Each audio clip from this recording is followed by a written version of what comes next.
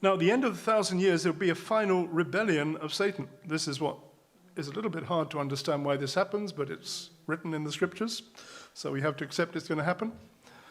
There'll be a temporary rebellion of Satan who'll be loosed from this abyss, and where he's been chained during the 1,000 years. So verse 7 of Revelation 20, it says, "Now when the 1,000 years have expired, Satan will be released from his prison and will go out to deceive the nations which are in the four corners of the earth, Gog and Magog, to gather them to battle, whose number are as the sand of the sea. They went up on the breadth of the earth and surrounded the camp of the saints and the beloved city, and fire came down from God out of heaven and devoured them. The devil who deceived them was cast into the lake of fire and brimstone, where the beast and the false prophet are, and they will be tormented day and night forever and ever." So at the end of the tribulation, at the end of the millennial period, Satan is going to be loosed for a while, and he's going to gather people from the Millennial Kingdom who at this point turned against Jesus, and who will then be gathered together for the final battle, which is described here as Gog and Magog. This is not the same Gog and Magog as Ezekiel 38, by the way. The word Gog actually in Hebrew implies an exalted leader, and Magog means the people of Gog. So this leader who is exalted and also evil will have a group of people with him. One of the questions which troubles us is, where does he get these people from? Is it the people who've been redeemed and turned against the Lord? That's not possible.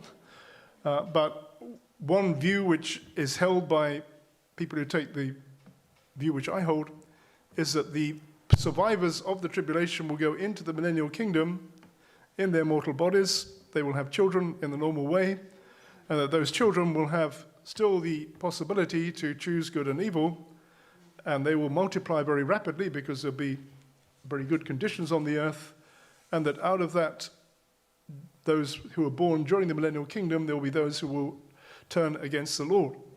And if you look in Isaiah 65 and one or two other passages in the Old Testament, it speaks about the possibility of evil and rebellion against God taking place during the Messianic Kingdom age. And Satan gathers them together for the final battle, and he is completely annihilated.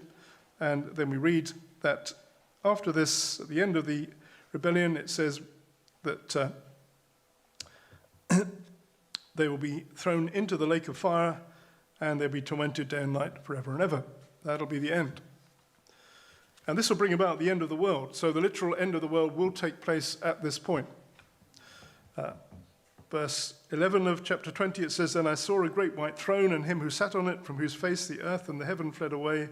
There was found no place for them. I saw the dead, small and great, standing before God, and the books were opened. Another book was opened, which is the dead book of life. And the dead were judged according to their works by the things which are written in the books. The sea gave up the dead who were in it, and death and Hades delivered up the dead who were in them. And they were judged, each one according to his works. Then death and Hades were cast into the lake of fire. This is the second death. Anyone not found written in the book of life was cast into the lake of fire." Very solemn words there, speaking about the final judgment. From the point of view of believers, this is a judgment which is for unbelievers only. Believers have already been taken in the first resurrection, which begins with the rapture, then with the resurrection of the Old Testament saints and the resurrection of the believers who came to faith during the tribulation. So only unbelievers will be left, and the dead will be judged, and the sea will give up its oath, and death and Hades were delivered up the dead who were in them.